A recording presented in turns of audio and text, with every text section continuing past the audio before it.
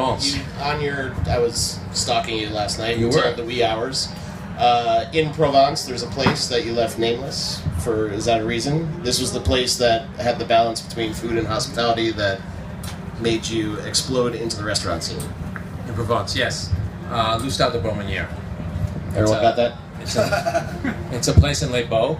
I've never been to Les Baux in south of France. It's really a beautiful place. It's like this, but Like it's in a mountain. Monaco-Nice? Oh, Yeah, it's beautiful. Gotcha. It's outside of Avignon.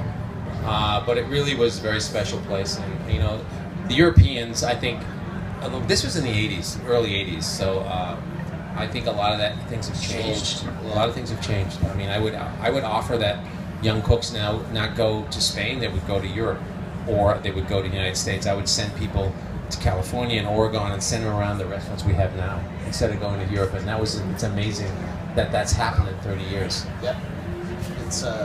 It's extraordinary. It's backwards. So, Like, get a train ticket, start in California, and go up the coast and go down the coast and come back. travel. Love it. Palm Court, also while I was doing it, used to go there with my dad, special occasions. Me too.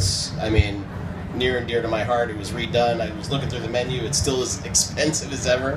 What changes have you made? Well, we haven't really opened it yet. It's open for breakfast only. We've changed. We put a bar in the middle of the Palm Court in the Plaza Hotel, and we're opening for tea in October, and then we're reopening the Oak Bar in the Plaza, and it's in the room in the very, very back, which is very special and old. So that's next year, but it's a big deal. So I have myself on the top floor and Todd English underneath me. So as long as he stays out of the hot tub, I'm okay. That's my old boss. Yeah. I was actually under the water in that photo. I could hold my breath like a champion. Exactly. I was just ducking the press. Wait, I have a question, because I think a lot of the folks that attend these festivals are foodies and cooks at home. And again, you know, I haven't had a fraction of the training you have, but if there's like a couple essential cooking pieces, you know, some people say a good chef's knife. You know, I like a santoku because I like to be able to chop and scoop and lift. I like the scalloped edges on it. If you had to pick like 5 things, like essential like implements to have in the kitchen, I'm just saying arbitrarily, because you know, I mean, if you go to Sur La Table, it's like you get like a paring knife. You have to like sell a kidney and have a second mortgage for a cutting board. I disagree. I say you should actually spend money on really good stuff. You need a Dutch oven, which are those ceramic things with. You need a Dutch oven. You need 4 or 5 knives: a paring knife, a chef's knife, a bread knife, a fish knife, and maybe a large cleaver. But really, don't. That's all you need. That's all the knives I use. I don't use anything else. Paring Yes. fish.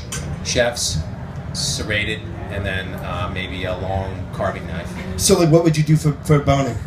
Use a fish knife. The fish knife? Yeah.